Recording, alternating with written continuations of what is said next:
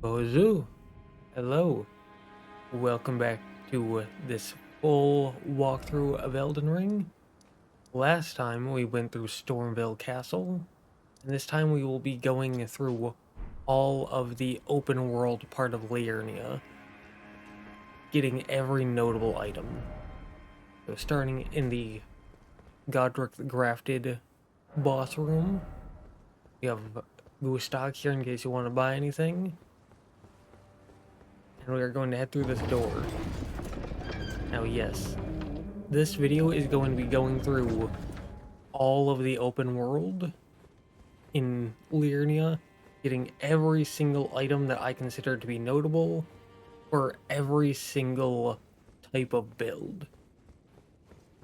Now, with that being said, when you take this drop down, turn around, and there will be a Shabriri grape, and then you can head outside. And in case you couldn't tell by that, we're also going to be doing all of the quest lines. Now here, you get the pop-up for Liurnia of the Lakes. And here is your first basic Site of Grace. Think of this as the first step for Liurnia. And you can mark that, as we will be coming back to it. But here, you should notice the little monument on the map, marking where the map fragment is going to be. So we're going to put a pin there, and here you will find a Bach. And he will now alter your garments. This is something you can do for some headpieces and chest pieces that make them lighter, but less defensive. Though the main reason is just to alter the look, typically getting rid of the cape. Now here, you'll find the NPC Hyetta. She asks you for a Shabriri grape. She holds her hands out. She seems like a very nice person, so we're going to give her the grape, and we get As You Wish. Now from there, we can look to the left, looking southwest, and we can head a little bit down the path where to the left we will see a church, and to the right we will see some gravestones. Heading to the right first, as that's faster, you can get the Academy Scroll. This can be given to the NPC Selin, found back in Limgrave. And if you give it to her, you can then purchase Great Glintstone Shard and Swift Glintstone Shard. Now, Great Glintstone Shard is similar to Glintstone Pebble, but a bit stronger. Here you can pick up a Sacred Tear, and you can talk to Tops. He asks you to donate 10 runes. In doing so, you can purchase some sorceries from him. Glintstone Pebble and Glintstone Arc you get automatically by starting it as an astrologer, or you can purchase them from Selin. So there's no reason to get either of those, but Starlight is new and unique to him. It just casts a light to make it easier to see. Now, Torch and even the Lantern you can get earlier and cheaper, and they last forever, whereas Starlight is limited time, so there's no reason to buy that. But still, seemed like a pretty decent person, and it's only 10 runes, so we give him the 10 runes anyways, and then we move on down here. Here's this little camp. There's not any reason to fight these enemies besides runes, but I'm doing it partially for the runes, and partially to show off how going from Limgrave, and even from the Stormville Castle to Liurnia, the enemies are a bit stronger here. They have a bit more health, do a bit more damage, though we didn't get hit.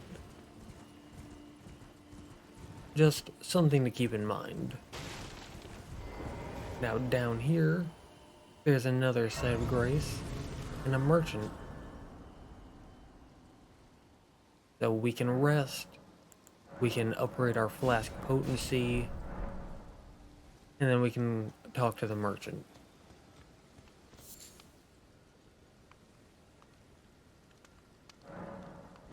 He sells the lantern in case you didn't get it before and you want it now. He also sells some smithing stone 1 and 2, though we'll be getting a decent amount of those for free, so don't worry about them too much, as we will get more. He also sells the S-Stock, in case you care about that, along with the astrologer set and staff, the starting equipment for the astrologer if you picked a different starting class but want this as well. And finally, he sells the kite shield, a serviceable medium shield. From there is this little main path, road, whatever you want to call it, but it's partially submerged and kind of difficult to see. So you can follow it if you want. I don't tend to follow it too much, but it can be somewhat helpful if you're keeping an eye on it. But after getting the map fragment, we're just going to head northwest until we get to this side of Grace here.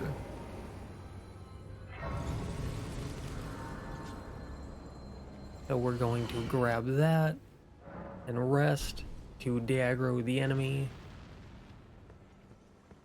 And then we can pick up this cookbook, and that allows us to craft freezing grease. From there, you can continue heading down the path, mostly seeable by these little blue lanterns, but keep an eye on the left side and you should quickly see an item. That item being a ritual pot. There's also a gazebo nearby, so we're going to go there, where we can get a smithing stone 3, and we can take a teleporter.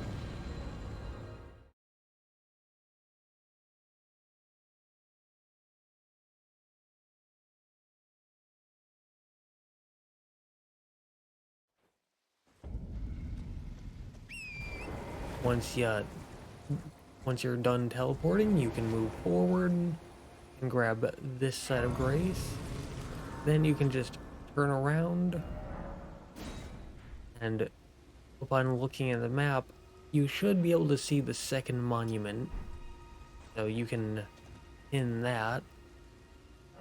And I'm going to rest until morning. This has absolutely no change to gameplay whatsoever. It just makes things a bit brighter when you're in daytime, so I'm doing that for the sake of visual clarity. But from there, we can head south, down this way, where we can pick up a smithing stone 3, and then continue following this main path. Now, the second half of this bridge is broken, but you can jump onto the rooftop on the left here, and that allows you to safely make it down.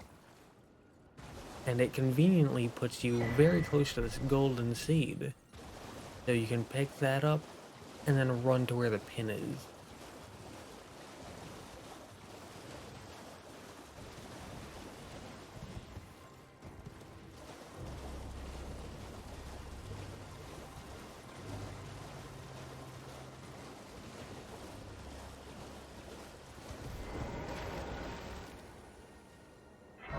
There's a set of grace here, so you can grab that if you want. Grab the map fragment.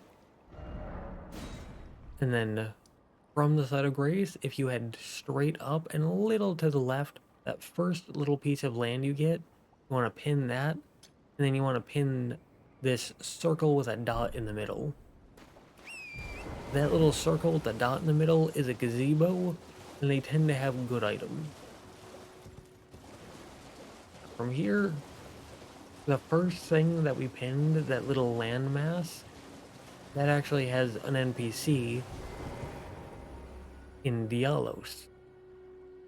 And talking to him here is part of his quest line. So get through all of his dialogue, and then you can head towards the gazebo.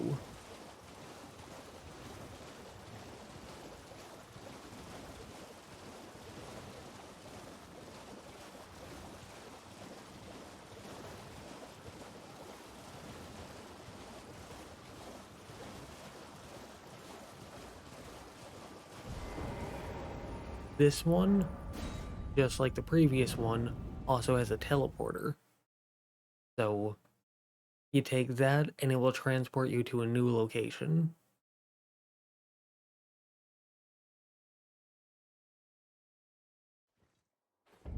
And it very conveniently places you right next to the third and final map fragment of Liurnia. Now you may have noticed, we skipped basically the entirety of the open world. And the reason why I did that was because this is a very quick way to get all 3 map fragments. And so now we can head to Lashgar Ruins and be able to see where we're going with all the detailed maps. But with that being said, we head to the Lashgar Ruins set of grace, and we head directly west.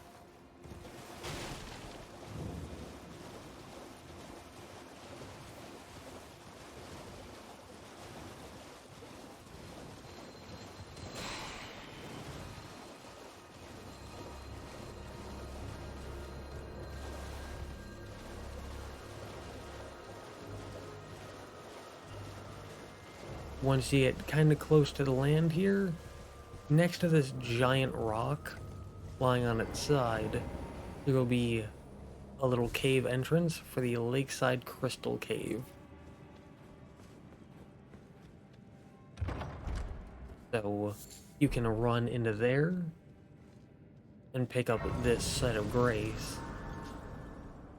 Though we're not going through this cave just yet, so you can mark that set of grace and then head out.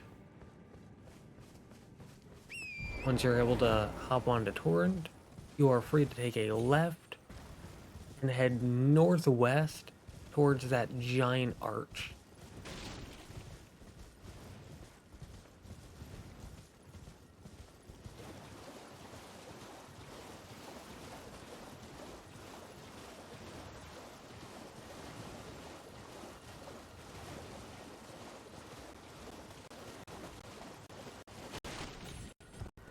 You'll know you're in the right place when the ground is made of poison.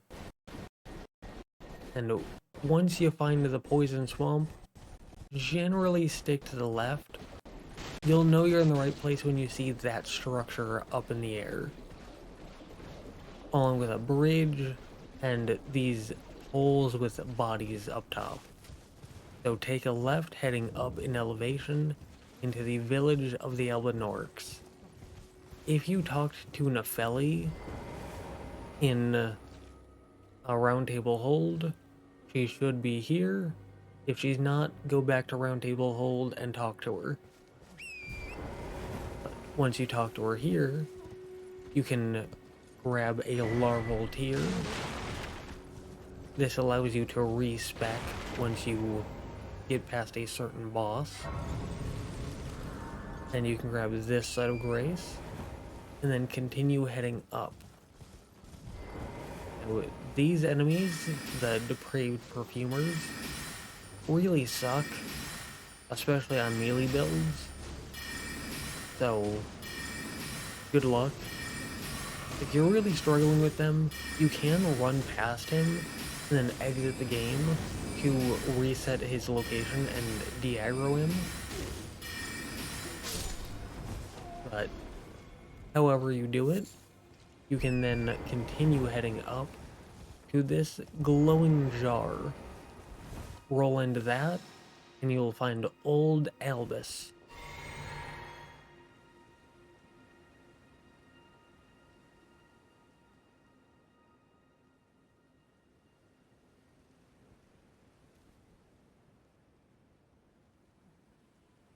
talk to him, and you'll get the Haligtree Secret Medallion, the right half of it. And obviously, you need to get 2 halves. The second one is much, much later in the game, but getting both will allow you to get access to a secret area of the game. After you get that half of the medallion, you can head across this bridge. There's a few enemies.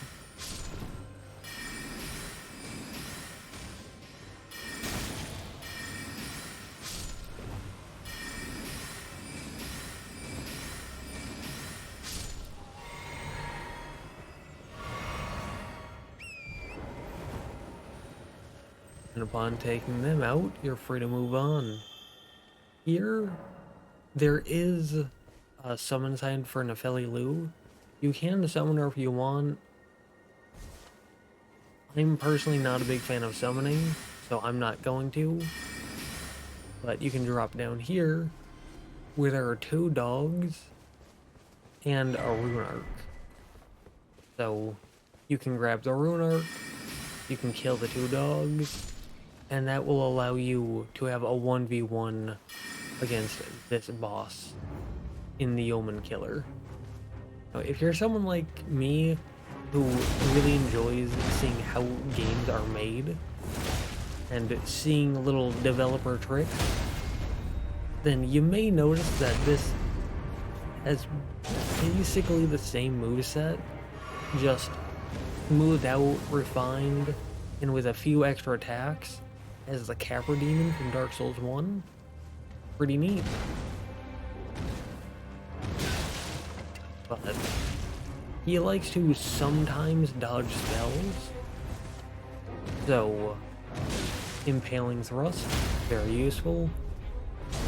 This definitely wasn't my best showing of the boss, but they're not too difficult. And once you bring them down, you get a talisman, not really that good. And if this was all you got, I wouldn't bother fighting them, but they're important for Nefeli's quest. So we kill him for Nefeli's quest, and then we head back to the Lakeside Crystal Cave.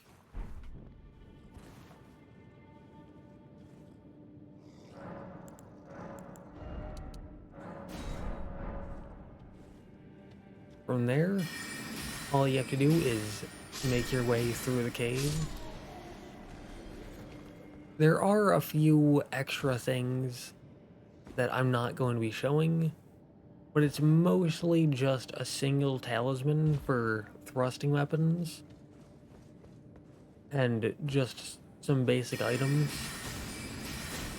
So nothing really important.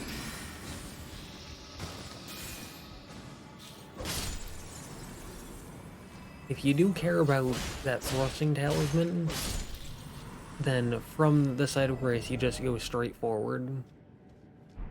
And as you can see there, I upgraded the short sword, because we are eventually going to be able to move over to full 100% spells, or at least something very close to it. But for now, even if you want to become a pure spellcaster, it's still important to have a melee weapon for now.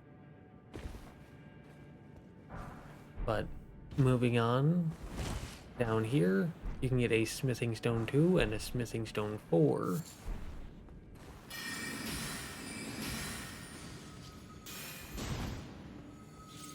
And you can just continue on through here.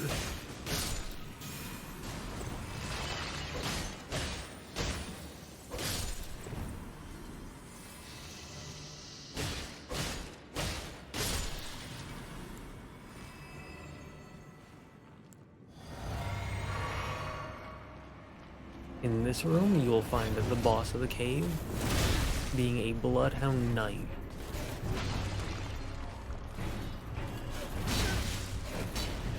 If you're a magic user, they're going to dodge basically all of your spells. So, magic users are going to have a much more difficult time than melee users. But if you're a melee user, they do basically one attack non-stop. And once you learn how to dodge it, it becomes very easy. It's that move, by the way. And it's pretty much all they do. You just dodge, wait for a second, and then do 2 dodges. And then you can do an R1. Very easy, very consistent. They rarely use another move. And before too long, you should be able to bring them down. Doing so gets you a borderline useless talisman, even for spellcasters, as there's always a better option. But from there, you can meet Liurnia. She starts off a bit hostile, a bit standoffish, but once you show her the half of the secret medallion, then she becomes a bit more friendly, and she'll ask you to help her out, hear the request, and continue talking to her, where she will eventually dissolve in the mist, or whatever that is. But doing so will turn her into Liurnia the Elven Orc, the Spirit Ash. This is important for a side quest. Now here you can pick up a rune arc, in case you want to use great runes. And from there, you can head over to this thing on the map and go to Village of the Elven Orcs, as that's just the closest site of grace.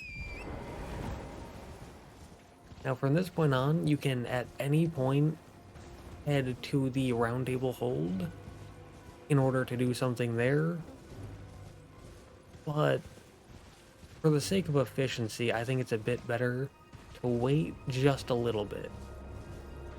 For now, we're going to head down, head back through the Poison Lake. Here there's a bunch of Trina's lilies. So if you're interested in using crafting, and specifically crafting sleep items, those are good for that.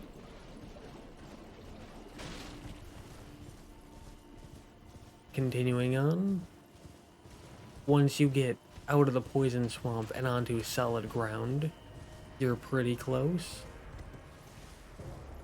And by this tower, there's another site of grace. So we can grab that, hop onto Torrent, and climb up the outer shell, ring, wall, whatever you want to call it, to make it up onto the converted tower. Where here, you'll be able to get another memory stone. This allows you to have on another spell of your choice. From here, you can head down and just follow the dirt path down all the way into the lake.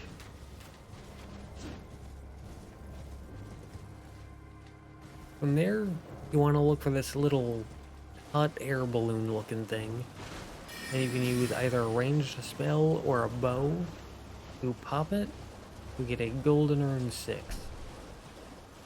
Nearby should be a gazebo where you can pick up 3 smithing stone 2, and from there you can head like northwest back towards dry land, and from there you can look southwest. You'll see a minor archery above you. Just stick slightly to the right of that. When you see this statue, you're going in the right direction. So from that statue, just take a left and head down here. You can destroy that scarab if you want. It gets you the Ash of War sword dance.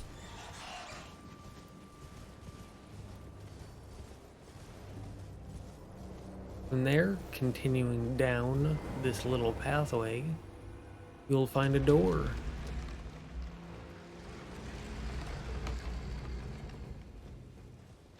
This door leads you to Road's End Catacomb. We're not actually here to fight a boss. We're just here for a few basic items.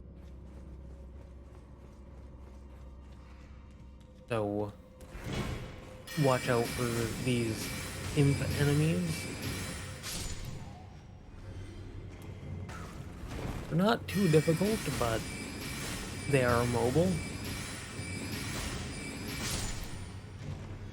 Now, if you are interested in fighting the boss, you can just pull this lever here, drop down, attack this wall, and then head through there. That gets you to the boss. But fighting them would mostly just be for runes, which we're good without those. So here we get a Ghost Glowwort 2, a Rune Arc, a Grave Glowwort 2 and 3,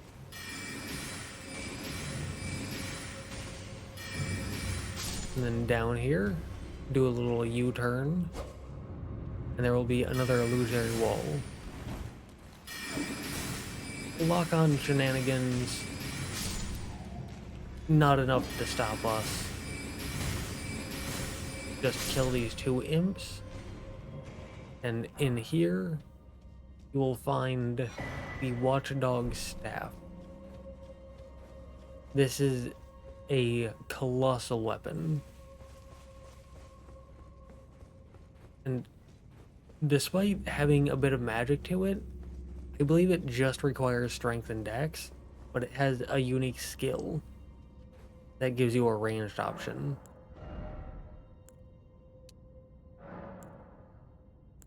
Now, you may want to level strength to 14, as we are going to be getting a good halberd soon.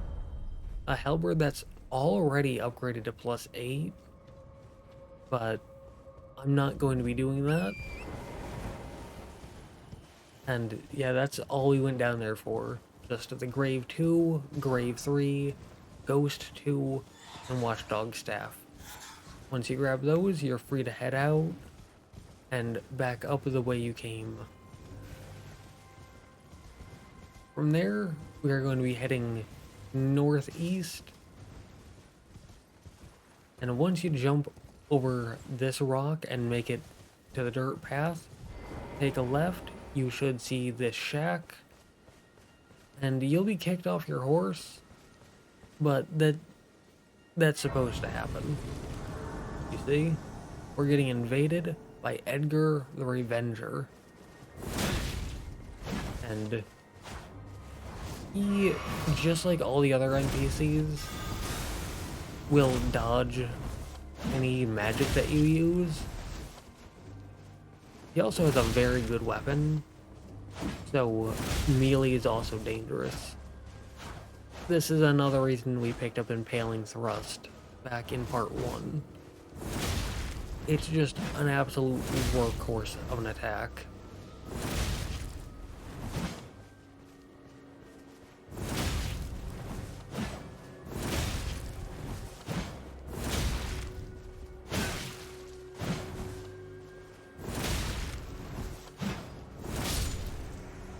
But once you bring him down, you'll be rewarded with a Shabriri Grape and a Banished Knight Halberd plus.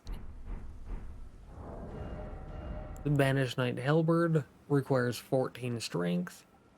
Fantastic weapon. I'd highly suggest using it if you're struggling, but we're not going to. We're just going to stick with the straight sword.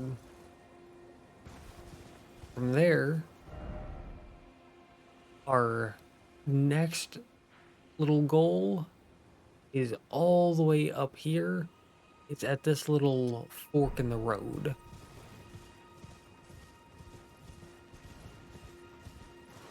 Now, if you want, you can take a slight detour to this little island here, where there will be a scarab, but don't get too close to it or else it will teleport away. Instead, use kukri. And upon destroying it, you will get a somber stone too. So if you want to take that little detour, you can. Either way, you can continue heading to that little fork in the road that you can see much better on the map than on the ground. There is a site of grace here, so if you want to grab that, you can.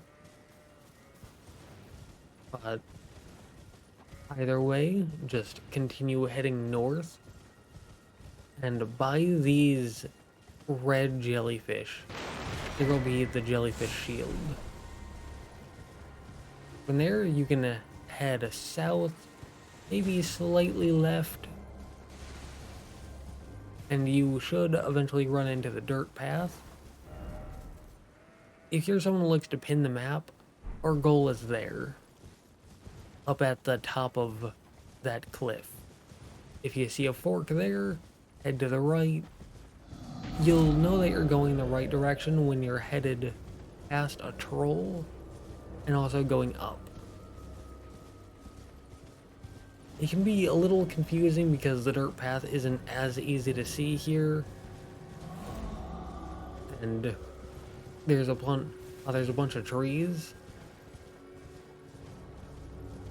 But you can use the map, you can use pins to help you out there if it's confusing. Now here in this chest, there is an imbued sword key, a set of grace,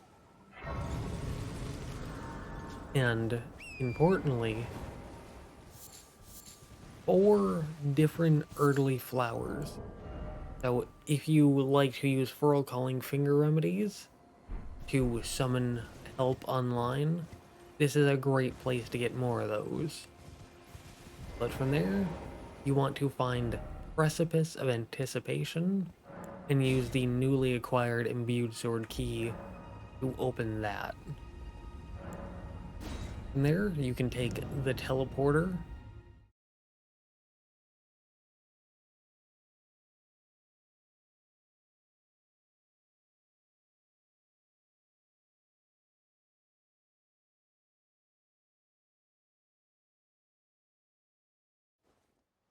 and that will bring you to the Chapel of Anticipation. This is where you first spawned directly after creating your character. And I said back then that you'll be able to refight this boss. So that's where you can do it. And beating them here gets you the Ornamental Straight Sword, a paired straight sword with a skill that buffs the weapon, along with the Golden Beast Crest Shield. A pretty solid great shield. From there, you can head up here, take a little U-turn to the right, where this door will be open. It was not open before.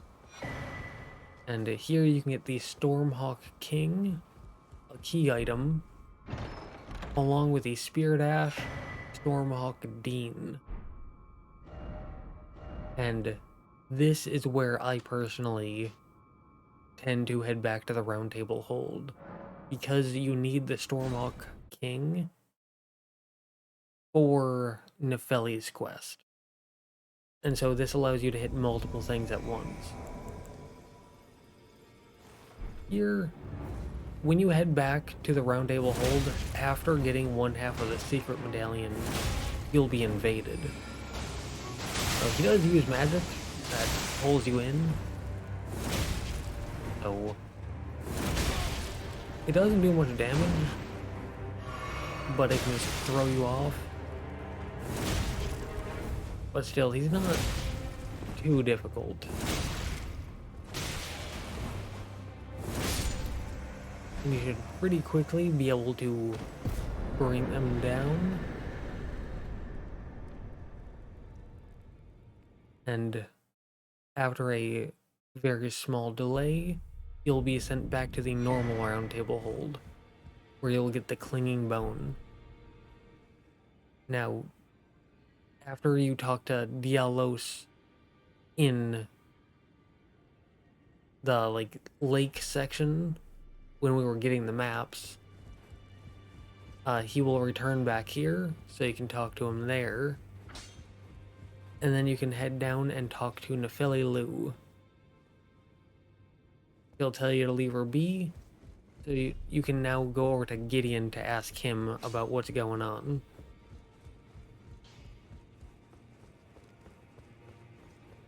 And because you killed Ensha in that invasion, you can now get the Royal Remains set here.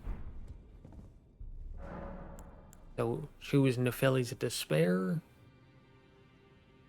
learn a bit about that, and you can now go back to Nephili to let her know what you've learned.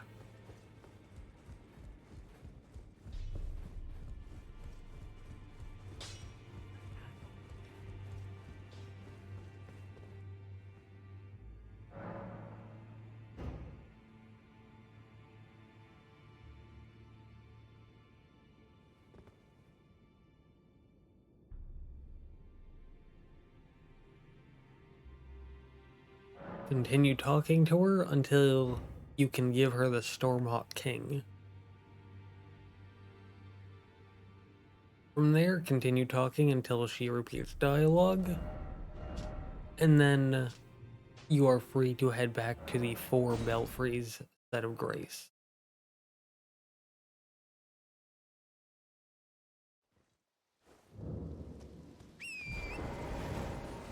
From here, you want to head back down the mountain.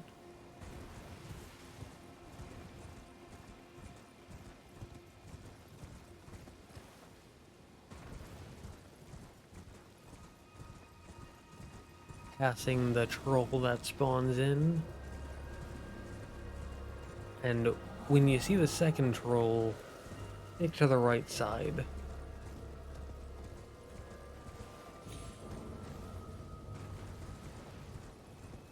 Just after those jellyfish, you'll get a chance to go either left or right. Take this left path with the tree between the 2 rocks. If there's a troll following you, you can quit the game, as it will reset their location and de-aggro them. But we didn't have a troll following us, so we didn't need to quit the game. And you want to kill this group of enemies.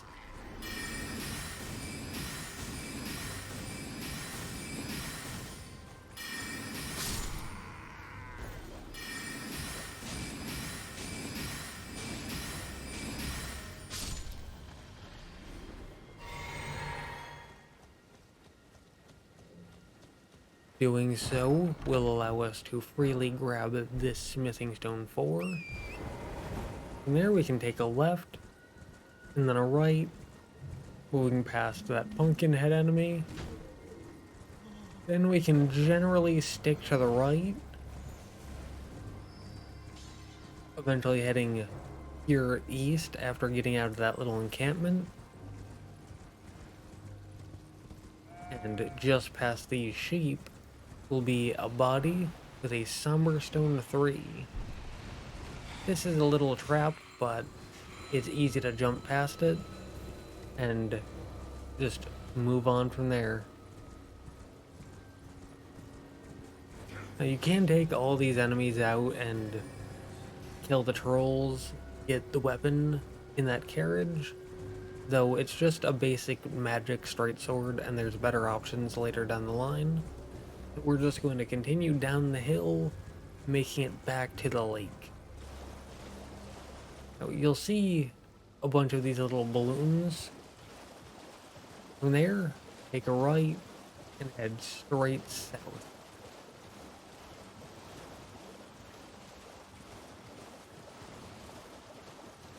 After a bit of running, you'll eventually find these coffins, and as I said before, it's just free money, so no reason not to do it. Now, there are these little enemies, and they have little things that they throw at you, so you can kill them if you want to make looting the area just a bit safer, but it's much faster and pretty easy to just ignore them. So loot that, and then go around popping the balloons. It's actually a little easier with a bow, as bows have more range, but bow, range spell, either one works. There are a total of 5 of these around here. So, pop all 5 for a handful of golden rune 6, and then head towards the medium-sized island.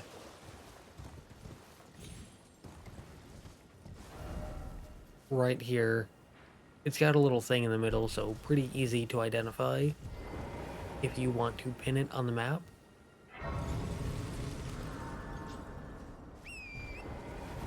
But from there, if you want an extra spell slot, you can come over here and interact with this. Look to the left, headed straight west, where you'll find the first turtle. From there, take a right, and make your way to the very back of the tower, where on a tree there will be a second turtle. From there, look to the left, and keep an eye down below you, because sneakily hidden is the third turtle. And once you get all 3, you can head up into the tower and claim yourself another memory stone.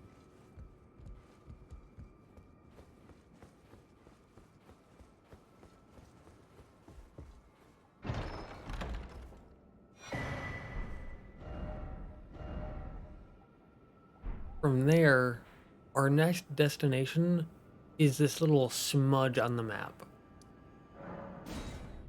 That is a ruin. So you can either walk your way back or teleport to the site of grace. Either way works. And just start making your way to the ruins.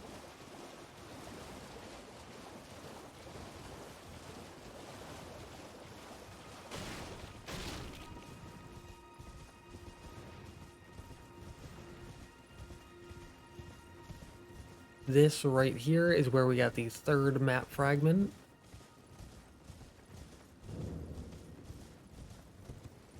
And from here, just head straight forward through basically everything. Attack this illusory wall. And it gets you a site of grace. And this is where you can meet E.G.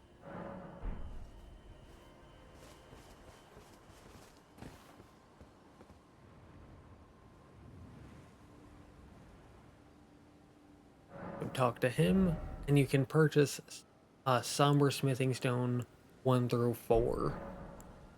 You can also have him be your blacksmith to upgrade your weapon. From there, choose please take care, talk, and then belie the sent me. From there, you'll be able to purchase Carrion Filigreed Crest, a talisman that lowers FP consumed by skills.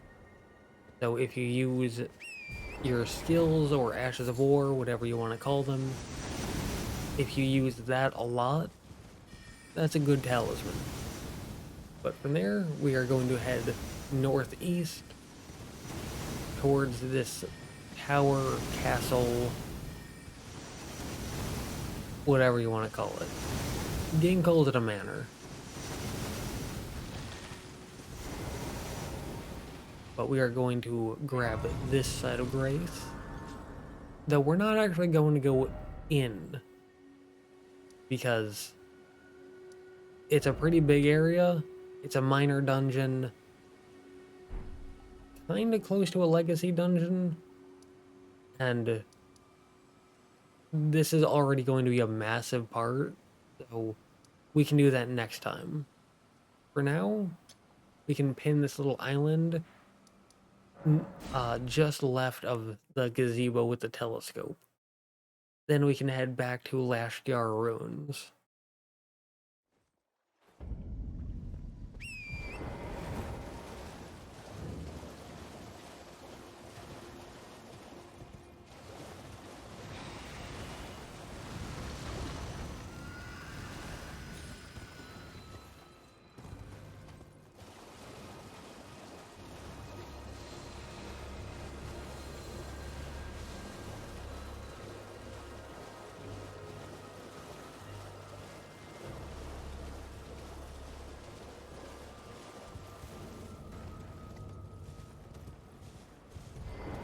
Here, you will find patches,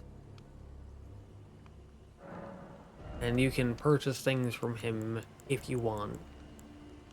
Though he doesn't have anything super notable, at least in my opinion. But you can talk to him, then head down and towards the gazebo.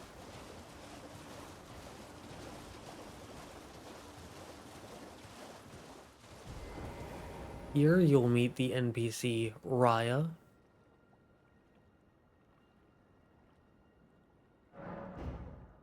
She asks you for help, you have the request, and from there, this little marking on the map just below the massive cluster of trees is your next destination if you want to help her out. Though, do be slightly warned, as helping her out will cost you 1,000 runes. So, if you're willing to drop 1,000 runes, head this way. If not, you don't have to. It doesn't lock you out of anything. But make a deal. Purchase the necklace for 1,000. Then talk to him again, and you will be able to purchase boiled prawns, a consumable item that boosts physical damage negation. Decent if you're having a tough time on a boss. But from there, we can head back over to Raya to give her the necklace in order to continue her quest. So just like meeting Alexander for the first time, this part isn't actually required for her quest. It's just a nice thing to do and gets you some more dialogue. Although Raya is a good person, so we're helping her out.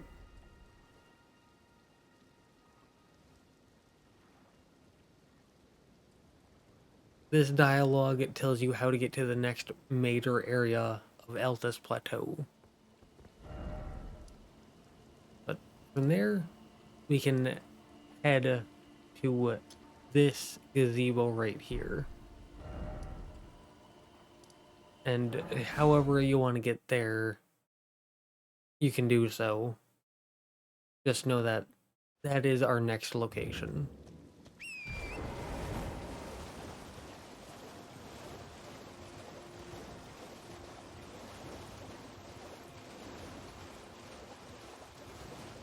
Now, do be warned, as it is kind of surrounded by these giant lobsters, and they are extremely dangerous. Although all of them here are asleep, so you can sneak around. From there, in this rock directly north, and you can pretty easily sneak out if you know where to go. Once you hit those trees, you're safe to run.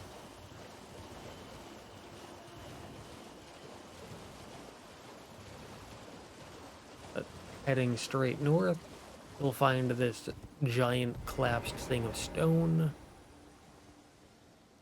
and that gets you a site of grace.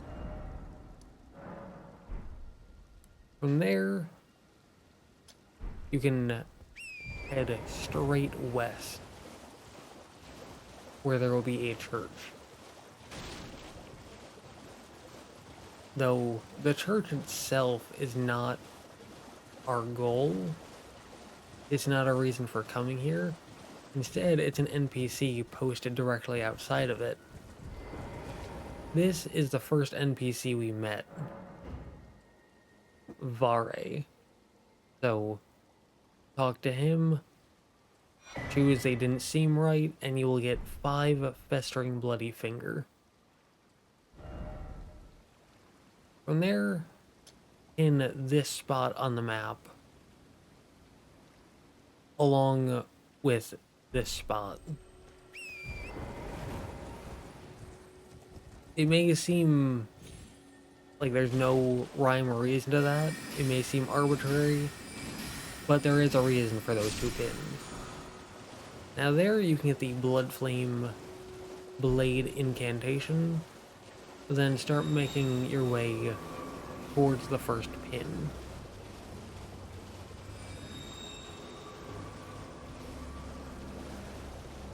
Now the reason for this first pin is because it's another set of these gravestones, which, as I said before, is just free money. Now this one is a little more dangerous, as there are these magic Miranda blossoms, but they're not super dangerous. You're probably going to take some chip damage, but that's basically it. Now from there, you want to head towards pin number 2, where you should very quickly run into this gazebo. It has some smithing stone 2s. And from there, you can just keep running towards pin number 2. Now, here in the temple quarter, on the left side, there's this sunken structure. And it has the ice rind hatchet.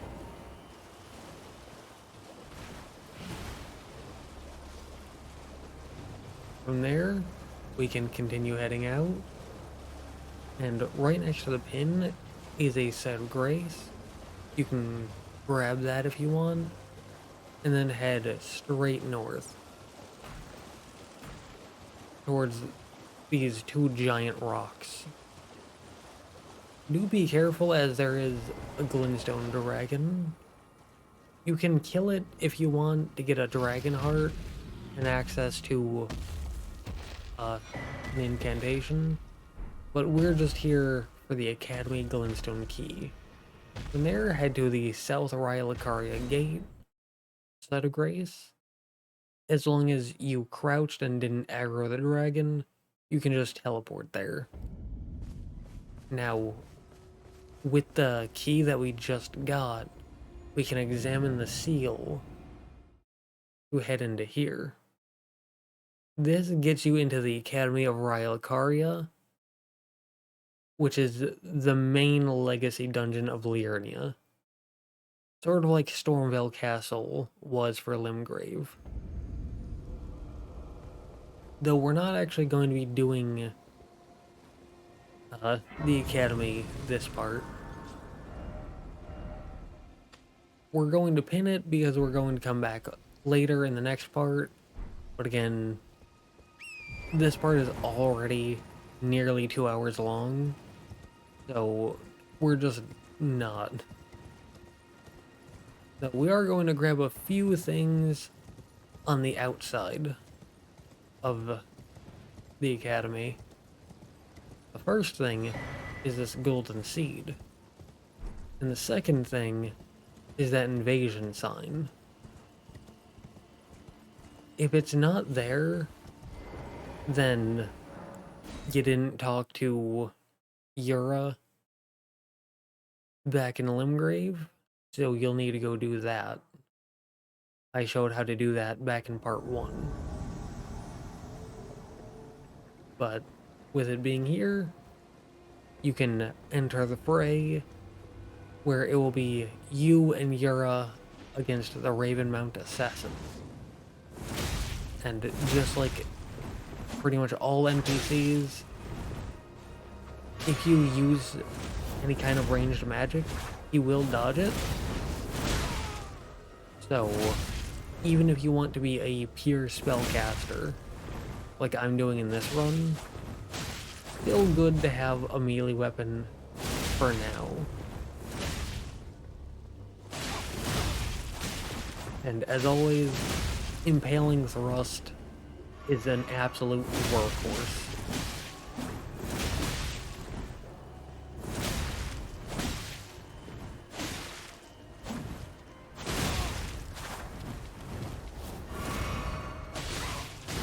So here, Yura dies, but even though you're here to help him, you actually don't need to keep him alive. As long as you stay alive and kill the Ravenmount Assassin, you will be good. You'll defeat them, and you will get a rune arc, along with continuing on Yura's quest.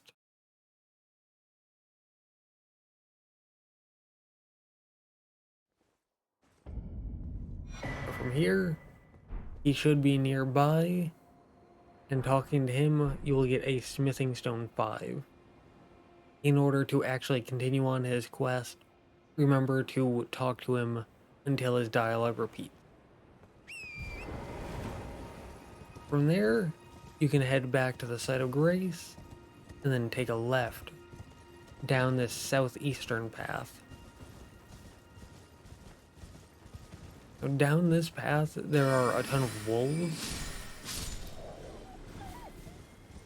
And at the end of this path, there's going to be a merchant. So you can run past the wolves, and there's a chance that they'll leave you alone. But just for the sake of safety, I tend to kill the wolves. They also give runes, so that helps.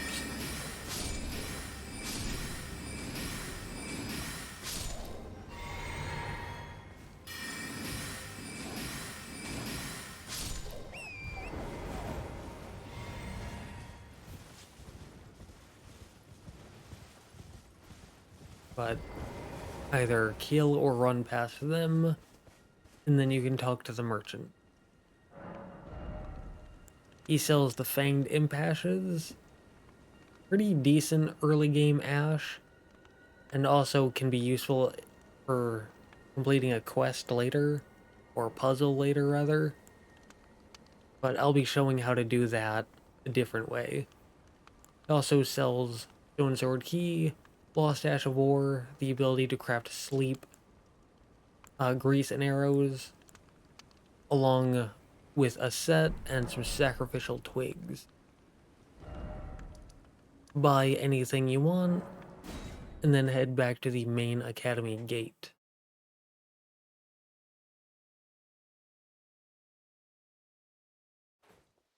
Again, we're not going to be going through the academy. Instead, we are going to be examining this seal on the northern side. It's the side with the golden seed and the Ura invasion. Heading out that way gets us to Bellum Highway.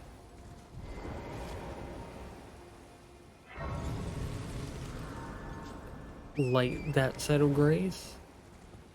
And then our next destination is going to be this tunnel on the map. So, in that, and then head off to the right here, where there will be a spirit spring jump. So, you can drop down there onto Torrent and be safe.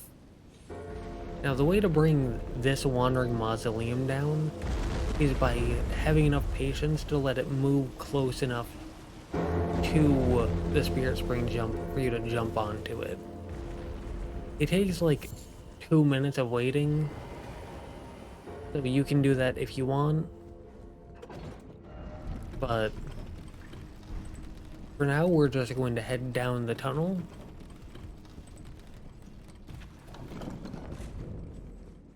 This being the Raya Lucaria Crystal Tunnel. As always, grab the side of grace that you are given in the beginning.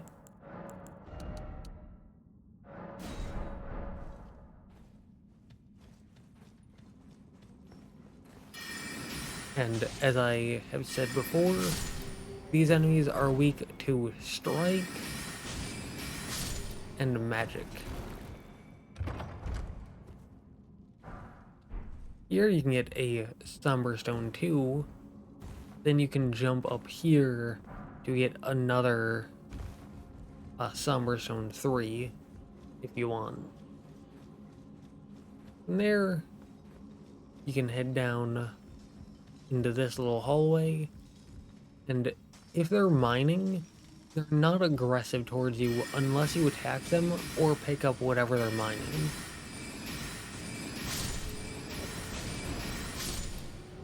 And from here, you can head across this little beam. And for this next jump, you may want to jump and then hold the sprint button. That way you can start sprinting without having to move first. It just helps with those tight jumps. But that right there is a shortcut elevator you can get later in case you die. Now, in case you're wondering, the blue stuff, that's called a cracked crystal, and it's just a crafting item for magic items. So, if you want to get those, you can. If you're just here for the upgrade materials, you can ignore the ones mining the blue items. And only hit the ones mining the orange items. Or the ones that aren't mining at all.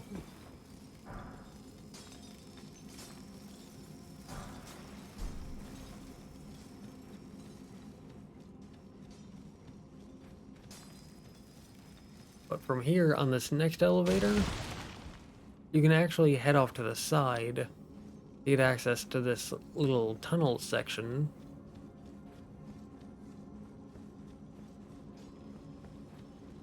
And doing this gets you a Somber Stone 2 and a Somber Stone 3 that you would not be able to get if you just took the elevator. Now, if you did take the elevator down, then you would come out of that doorway there. From here, you can cross this little beam. And after these two enemies, you can get the shortcut elevator that I pointed out before. So if you're running low on flasks, you can take that back up and rest at the site of grace. Or if you die, you can take that to skip a good chunk of the tunnel.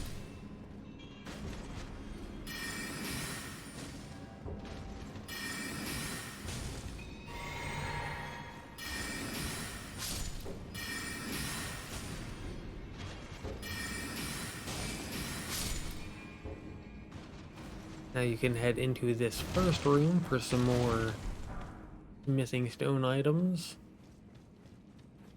But this second door off to the right, you can ignore that.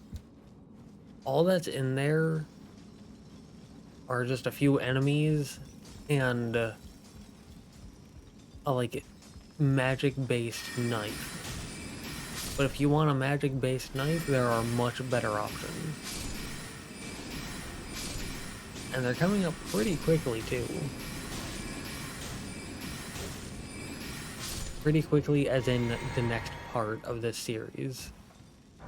So, even if you want a magic knife, you'll find better.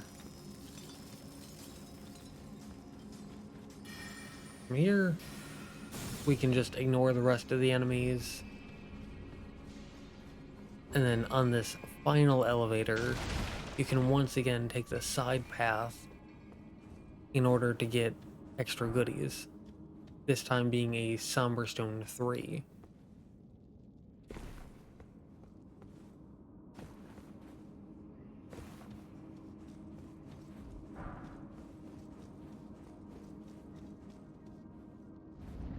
The boss of this tunnel is a Crystallian. The thing about Crystallians is they have very high poise and are kind of difficult until you can break their poise.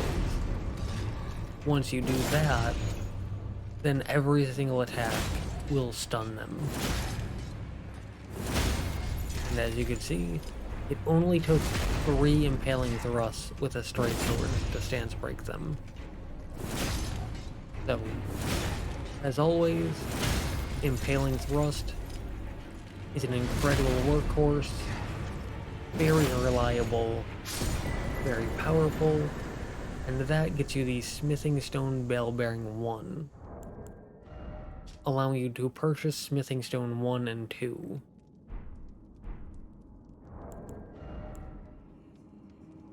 And as you can see, just for free, we have enough 1, 2, and 3 to get a single weapon to +9.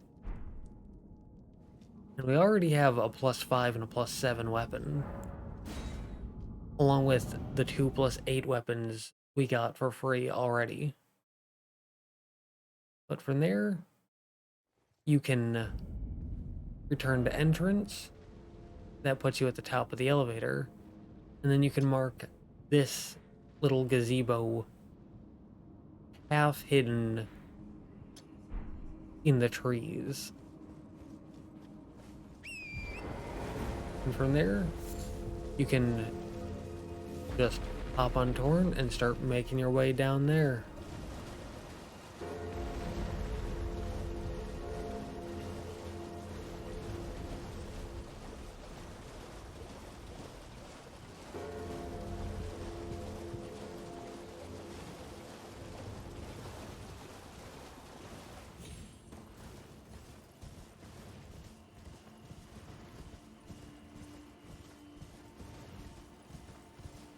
Just a quick little break from me doing the guide. This is 1 hour and 50 minutes, and I'm doing all of this in a single take. Stay hydrated. Drink water.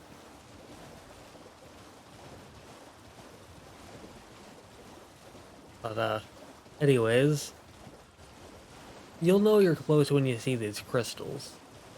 So, headed up into this gazebo, you'll get some Smithing Stone 3.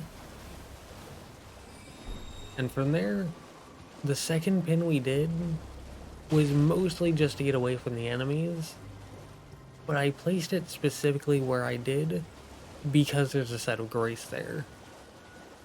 So even if the enemies stay aggroed onto us for whatever reason, you can just grab the site of grace and then rest at it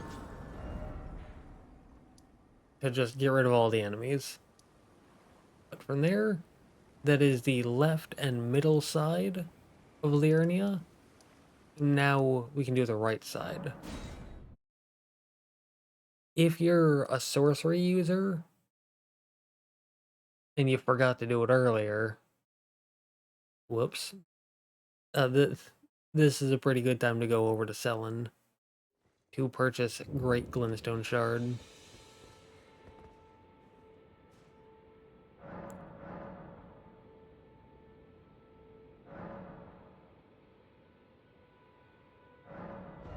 Again, this is just a stronger version of Glintstone Pebble, but at a slightly higher FP cost.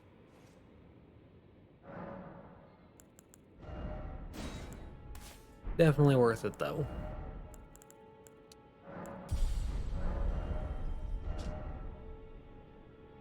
But from there, you can head to a lake facing cliffs.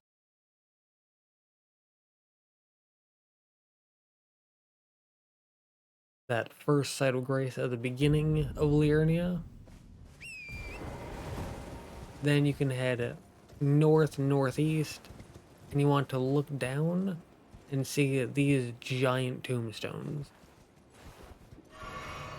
As you can drop down these to make it from the top of the cliff to the bottom. From here, continue heading northeast until you spot this main road. Take a left and follow the main road.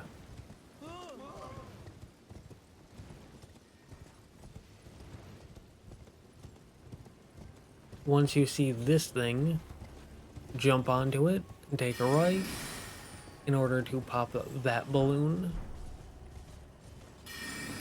And then you can pop that balloon for 2 golden rune 6. Then running through those 2 trees, you can get back onto the main road.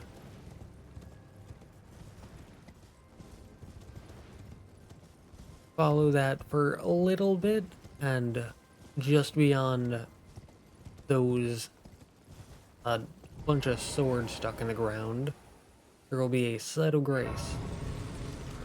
From there, you can look southwest or to your left in order to head down here towards these ruins.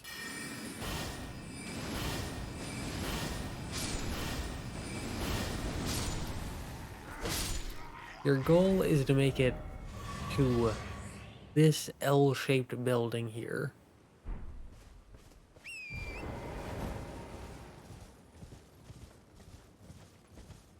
So, head into here.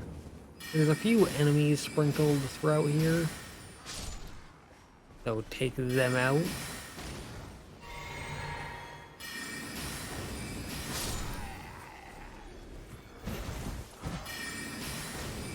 There are a few enemies that are actually outside of this room, but they may be attracted to the noise of the fighting.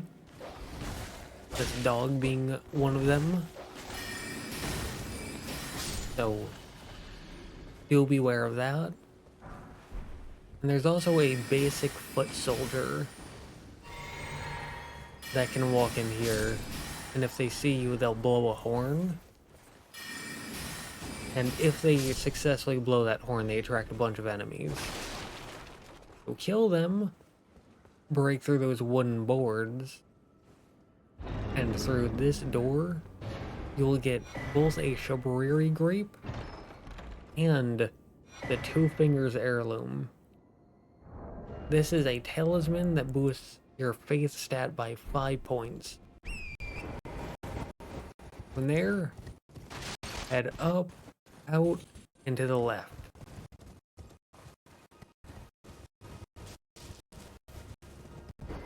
Now around this church, you will find Hyetta in her second location. She asks for a strawberry grape. Give it to her. She'll give you some more dialogue. And from there, you can teleport back to Liurnia Highway North.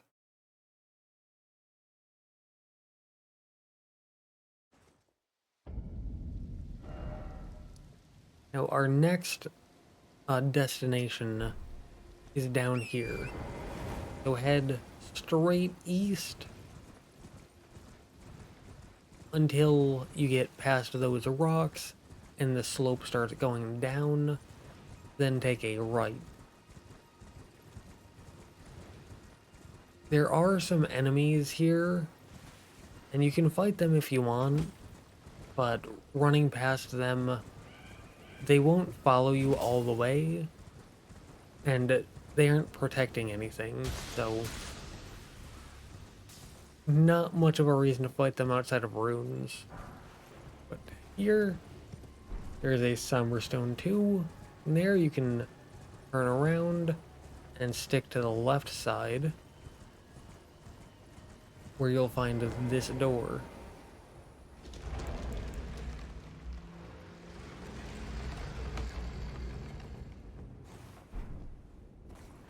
This is the Cliff Bottom Catacombs. And just like the previous catacombs we hit, we're not actually going to fight the boss here. Instead, we're mostly just here for the scythe. So if you don't care about getting the scythe, you can skip this and lose out on basically nothing. But as I've said in previous parts, I want this walkthrough to encompass every type of build. So that includes every type of weapon class as well.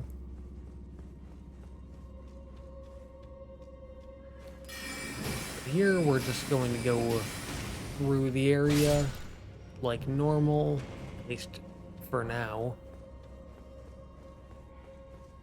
If you want to fight the boss, at those stairs, you can take a drop down, and you need to take that drop down to make it to the lever that opens the boss door. So, the path that we're taking now, the end of it leads back to that staircase. So if you just want to hit the boss, you can drop down.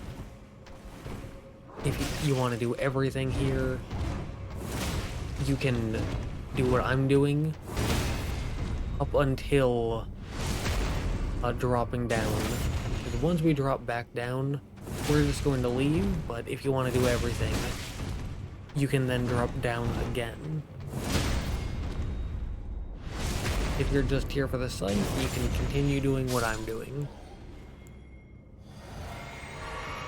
Oh, killing that enemy mostly just gets you a grave 3. We already have a grave 3. However, there's also an omen here. And just above that omen, there are 2 imps that throw magic pots. And so I like to lure this omen down here for the 1v1, so I don't have magic pots being thrown on me. But that can lead to the first omen jumping in if you don't kill them. So I kill both omens. As always, Impaling Thrust is a workhorse. From there, we can grab this rune arc, and yeah, as you can see, that imp dropped down. So that's another reason to lure the omen down. But after taking out both imps, you can head into here. If you got range, you can shoot that imp down. That way they can't ambush you along with the one on the right. From there, once you head here, take a left, and there will be 3 different imps in this room. So watch out for that trap if you're a melee player. But here is the scythe. The basic scythe weapon of the game, and the entire reason we came here. So from here, you can drop down, turn around, and head back the way you came.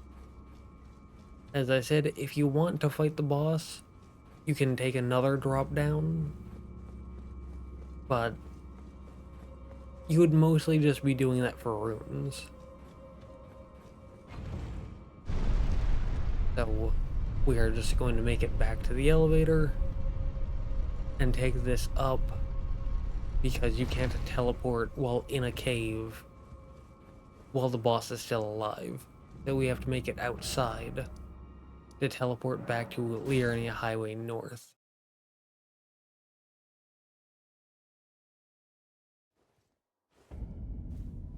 From there, we are just going to continue following this main path.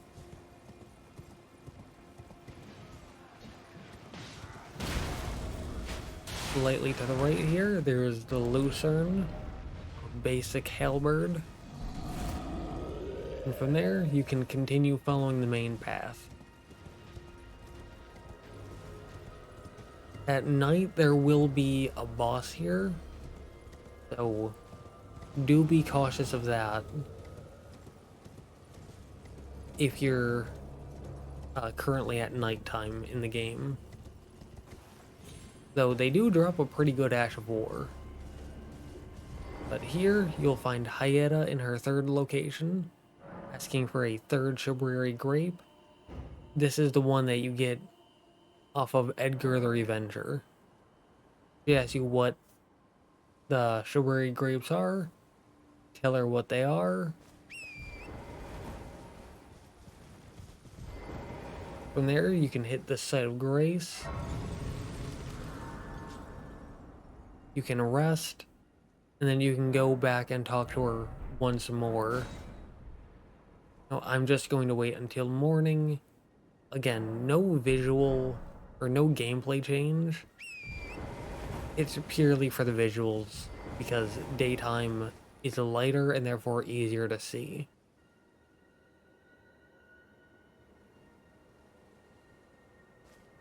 After talking to her, you can then head down into the lake, where you can see the final balloon that's in Liurnia. So hop that for a golden rune 6, then head for the nearby gazebo.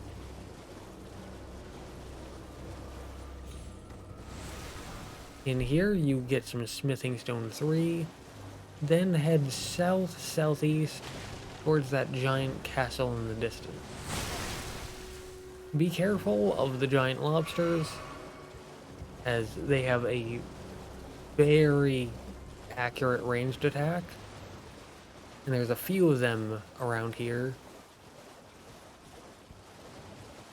But keep heading generally south-southeast, and a little to the left of that. Around here on the map, you can pin it if you find that to be easier. There's one more gazebo. This one getting you a few smithing stone too. And from there, a few more Trina lilies, if you care about crafting sleep stuff. But from there, you can either kill all the enemies or run away in order to be able to teleport, because you can't open the map and therefore you can't teleport when an enemy is aggroed onto you. But from here, for the final time, we are going to teleport to this site of grace, and our goal is this little patch of trees next to the circular building. So we are going to be headed to the right, up here, And we are just going to be making a run all the way to that patch of trees.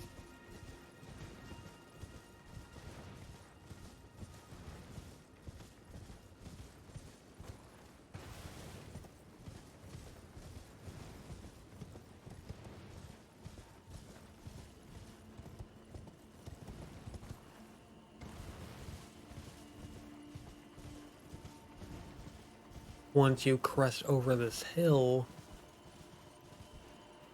you should find a summon sign or D, Hunter of the Dead, assuming you win and talk to Grank. Here, the beast eye quivers. There's a Tibia Mariner. Here, there's a Smithing Stone 3. Now, the Tibia Mariner can either spawn behind you or deeper into the trees.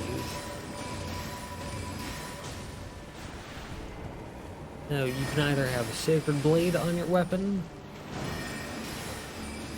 which very much helps, or you can go through killing all the skeletons normally and then fighting the Tibia Mariner, or you can do what I decided to do here, just walking around the boss slowly using ranged magic. As you can see, the additional enemies aren't really a threat, at least for a magic user. Melee builds are slightly more of a pain. Killing the Tibia Mariner kills them, and killing them gets you a death root.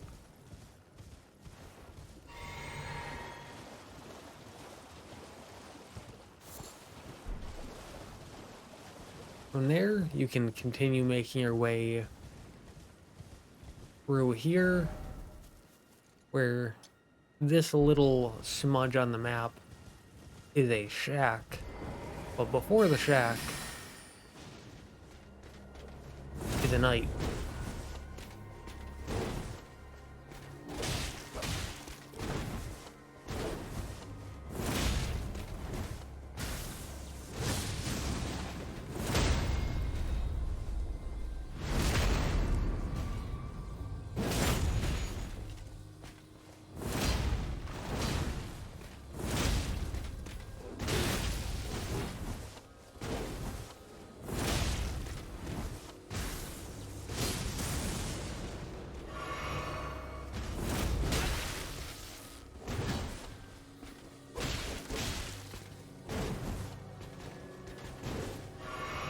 Now you may notice that, well, one, I have severe skill issues, but two, the knight was using lightning magic, and that's because he guarantees the drop of the Dragon Cult Prayer Book,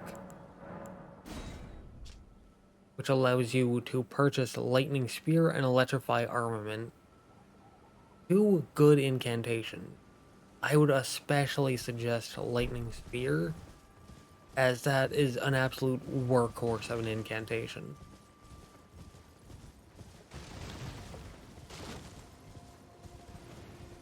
Then here, you can get a Smithing Stone 4. You can grab this Set of Grace. And then you can head back to where you came. Just under this building, you'll see these tiny little dots on the map. So you can head towards them. Now you may notice I discarded the Knight's Greatsword. That's because that's a random chance drop. And in this walkthrough, I don't want to focus on RNG, random chance drops, luck, or grinding. I want to focus on what you can get every single time to make this run as repeatable as possible. With that being said, those little dots on the map were these giant tombstones. So you can use those to make your way down the cliff.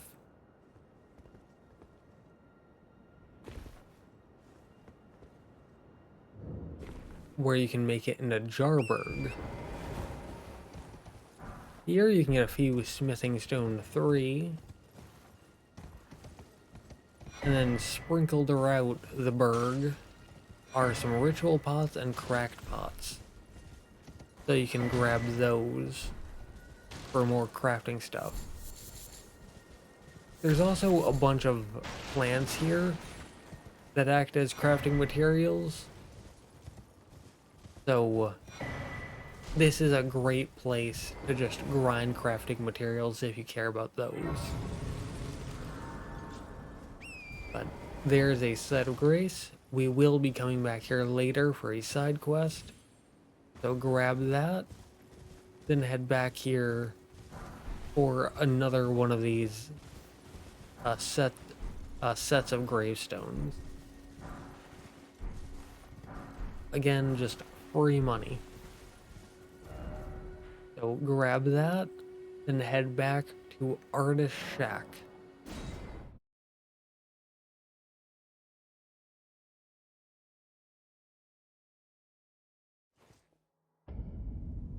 From there, we are going to be headed north, where we can take this fallen rock jutting out of the side, whatever you want to call it, to make it across here. From there, you want to head northwest towards these little spikes jutting out of the ground, where you can get Flame Cleanse Me. Take a right, then a left, headed northeast, because there you will find a site of grace. Now, the incantation we picked up, Flame Cleanse Me, allows you to cure Scarlet Rot for just 12 faith. With the two-fingered heirloom equipped, that requirement falls down to just 7 faith. From there, our next destination is this building. So you can pin that and start making your way up.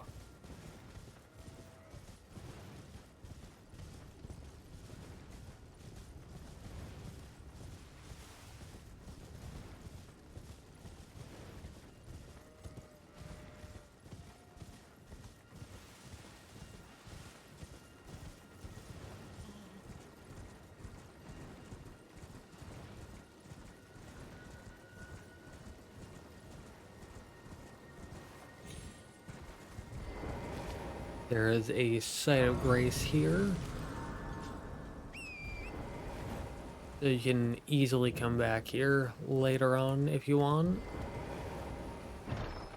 Here you get the gold sewing needle and gold tailoring tools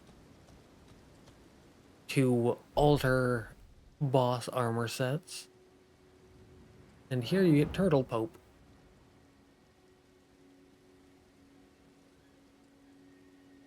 Now this guy teaches you both sorceries and incantations. For sorceries, he starts out with Magic Glint Blade, along with Carrion Greatsword. 2 sorceries that both have their niche, but we'll find better stuff that fill those niches later on. For incantations, they have Blessing's Boon, which is a heal over time. Now you can give him the prayer books, and again, I would highly suggest a Lightning Spear if you're doing an incantation build. But from there, our next destination is East Ryalakaria Gate, as we are going to be headed towards this church. So you can pin that if you want, then head on over. Bach will be here from now on.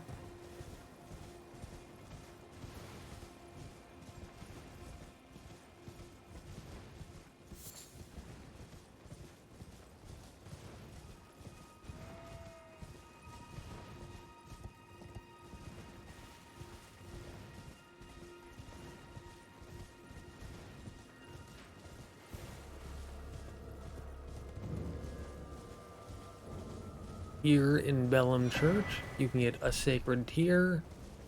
Ayeta is here, but we don't have the item that she wants yet. So, for now, we can just rest, upgrade the potency of our flasks, level up if we can. And our next goal is to head up here in this little section.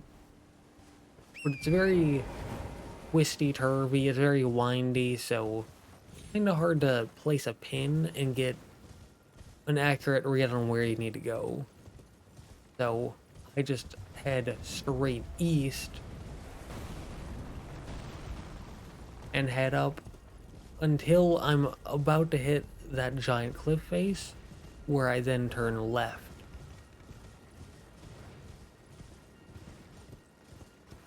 You can jump down here and continue heading straight forward until you can take a right. If you see that big rat, you're going in the right direction. Now up here, there's the Eye of Sauron. If it can see you, it will build up frenzy.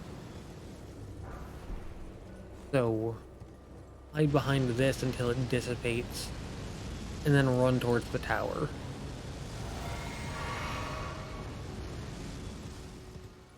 Do beware, as there are two small rats and a big rat here, so it's a bit dangerous. But once you get up, you're mostly safe. In case you don't know, Frenzy is a status condition, and if it procs, you lose half of your max HP, half of your max FP, and you get stuck in an animation that lasts a few seconds. It's very dangerous. But once you kill all 6 of these enemies, the Frenzy Flame goes away.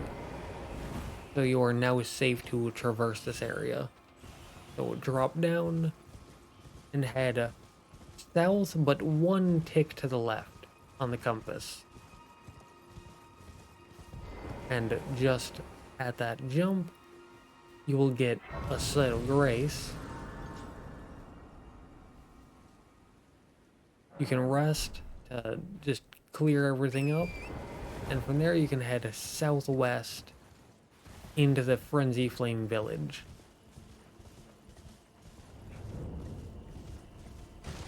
In this building, shack, whatever you want to call it, you get the Frenzied Cookbook 1. There you can just head straight forward, take a right to head up here.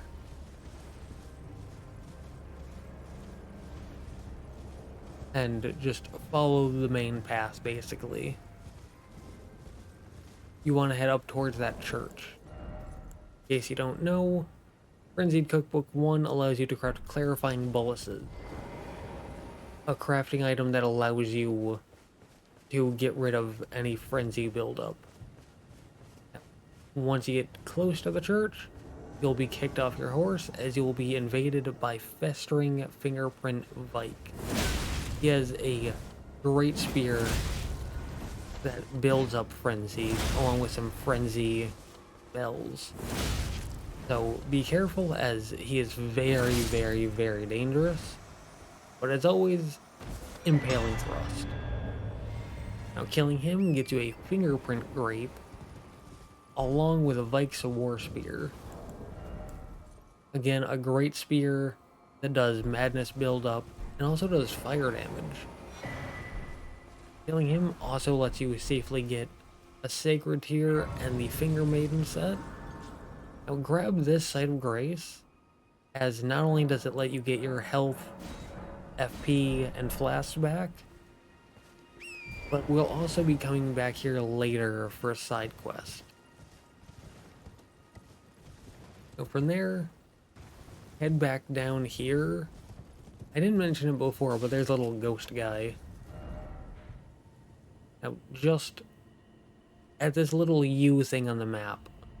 Make a pin there, as we'll be heading there. But before we head there, there's actually these little gravestones. So you can pin that as well. And here, there's a scarab. Destroying that gets you a frenzied burst. This is an incantation that acts like a sniper rifle. It's very good. I highly recommend using it if you're doing incantation. But here, more gravestones on the map. That's more free money. Though do beware, as the one attack they have where they like bunch up and then spread out, like spread their petals, and it spreads poison. Instead of poison, it spreads madness. So do beware of that, as madness is infinitely more dangerous. But after you get the free money, you can head back to the little U on the map that we pinned. And you want to head over into this corner, where you can then jump on this wall. Again, it is this wall on the map. And from there, you can grab a stone sword key and walk off to the right, where you can then make your way over here, where you're close enough to the ground to drop down safely. From there, head towards this wandering mausoleum, then take a left. In front of this statue, there will be a site of grace, so you can pick that up.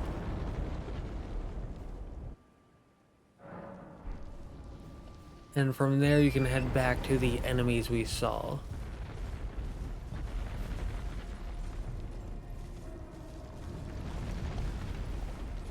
So we are going to kill these enemies, as there's a boss close by.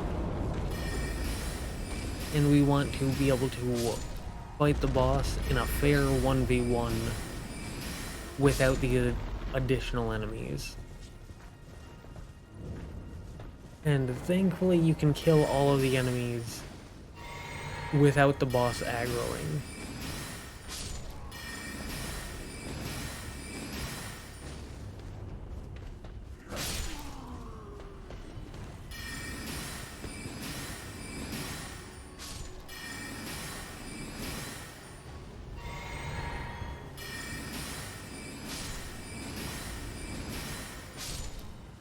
So kill all of them.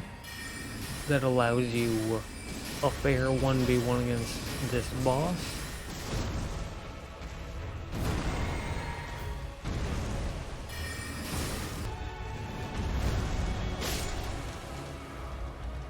And upon defeating the boss, you will be rewarded with the magic, lightning, and holy shrouding cracked tears. These can be put into your wondrous physic to boost holy, lightning, and magic damage. From there, we will be headed up to the Frenzied Flame Village outskirts site of grace, and we will be heading here on the map.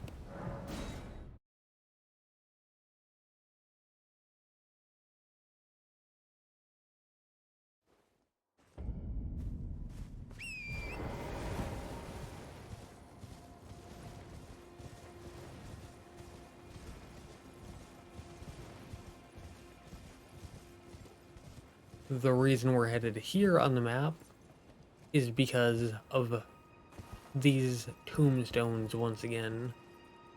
Now, I would suggest being on foot and dropping off to the left side here, as it puts you far enough away from that knight to not be heard when you hit the ground. From there, you can crouch and head up to the door. You make it into the Black Knife Catacombs. And as you can see, the beast eye quivers. letting you know that you are near a death root.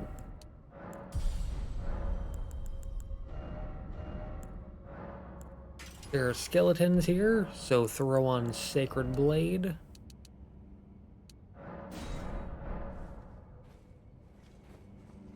And then make your way into the catacombs. Now, this catacomb specifically is a bit extra dangerous for two reasons.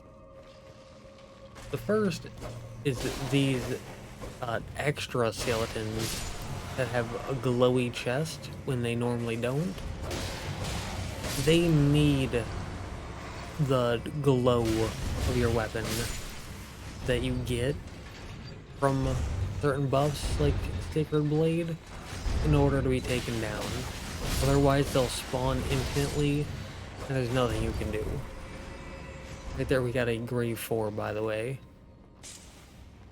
The second dangerous thing about this catacomb is that there are actually 2 bosses. I'll be showing where both are, but I'm only going to be fighting one.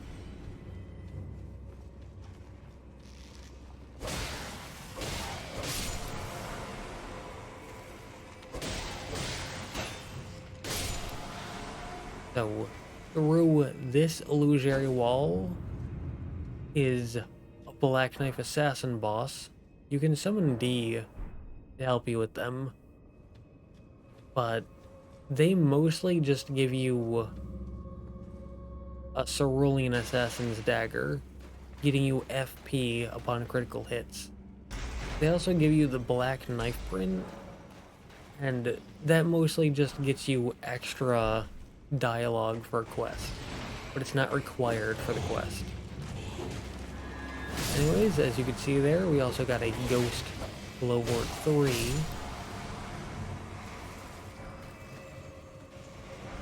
And yeah, I didn't really describe where to go, but if you're watching, it shouldn't be too hard to follow.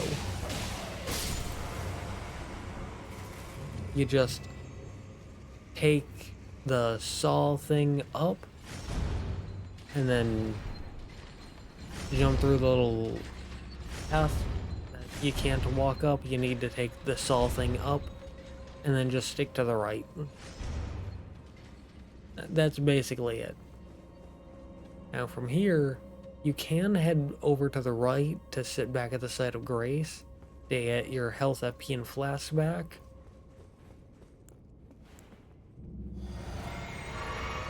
But once you're ready, you can head into the boss fight. There are 3 skeletons here on top of the Cemetery Shade, so do beware of that.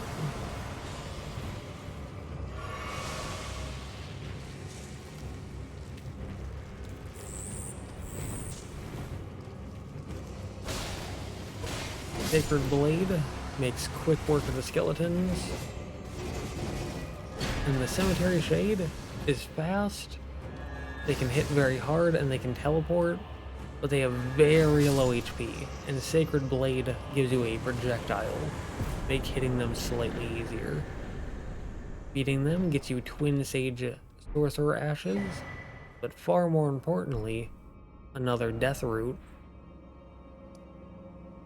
And from there, we can head back to Bellum Church.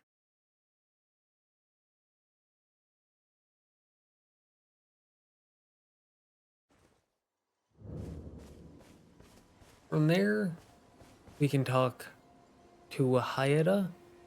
He will mention a fingerprint grape and will ask for one. We got one off of Vike, the Invader, so we can give that to her. She is very thankful. And of course, we helped her out because she is a good person and deserves the help. There's a merchant. They don't sell anything notable, but you can check out their wares if you want. But we're just going to head down this pathway all the way down, headed northeast into this ravine, past all of the enemies, as they don't drop anything good. They're not really worth killing. The time and effort isn't worth the runes, in my opinion. And they don't chase you. But here, you can get a golden seed. And in this shack, you can get a smithing stone 5. Along with a set of grace. And that should be enough golden seeds for another flask. And this gets you to the ravine-veiled village. So we're going to pin that. Now, we have not done the Karya Manor, ravine-veiled village, or Ryle Karya, but we've done the entire Liurnia of the Lakes open world, and so we can do these 3 little things next time. But with that being said, I hope you found this to be educational, I hope you found it to be entertaining, and yeah.